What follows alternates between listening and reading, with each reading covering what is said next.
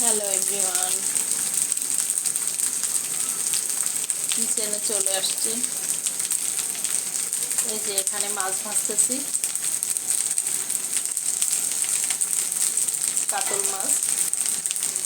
কাতল মাছ এমনিতেই ভুনা করব, কিছু দিয়ে না, ভেজে নিচ্ছি। আর এখানে আমার এই যে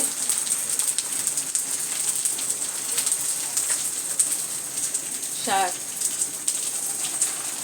আজকে এটা হচ্ছে সবুজ শাক, সিদ্ধ করে নিচ্ছি।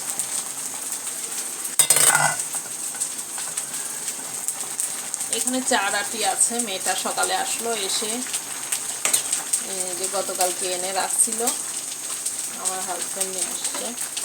পরে এটা এনে আমি ফ্রিজে ওভাবে রেখে দিই, নর্মাল ফ্রিজে পলিথিনে করে, একদম বড় একটা নতুন পলিথিনে করে এটা ওভাবেই প্যাক করে রেখে দিই। ভালো করে মুড়িয়ে প্যাক করে রেখে দিই। পরে এই যে সকালে আসলে, মেয়েটা আসলে বের করে দিলে ও তখন ওটা তুলে পরে শাক বেছে নেয়। যে 4 আটি শাক এখানে সিদ্ধ করতেছি, 2 আটির মতো ভাজবো, আর 2 আটি আবার বক্সে করে রেখে দেবো।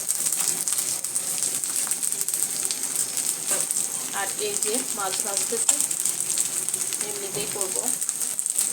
এখানে এই যে কাটা বাছা সব গোছানো আছে, আর অলরেডি হয়ে গেছে। এখানে করলাম, ঢেঁড়স ভাজি করলাম। এটা আবার রুটি খাওয়ার ঢেঁড়স, আমার হাজব্যান্ডের রুটি খাওয়ার ঢেঁড়স ভেজে রাখলাম। আর হচ্ছে এইটা দিয়ে ধুন্দুল দিয়ে মলা মাছ চচ্চড়ি করলাম।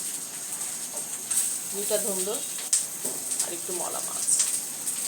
আর আর এই যে কাতল মাছ, এটা হচ্ছে যে কাঁচা কলা দিয়ে, আমি ভুলে গেছিলাম, কাঁচা কলা দিয়ে করব। এখানে 3টা কাঁচা কলা নিয়েছি। 3টা কাঁচা কলা এই যে ছিলে কেটে রাখছে ভিজায়ে। এই হচ্ছে আজকে রান্নাবান্না। আমাদের তো প্রতিদিনই শাক খেতে হয়, আমি তো সবসময় বলি। আর ডাল আছে, সালাদ করব, এটাই হয়ে যাবে। তো ওকে, সবাই ভালো থাকবেন, বাই।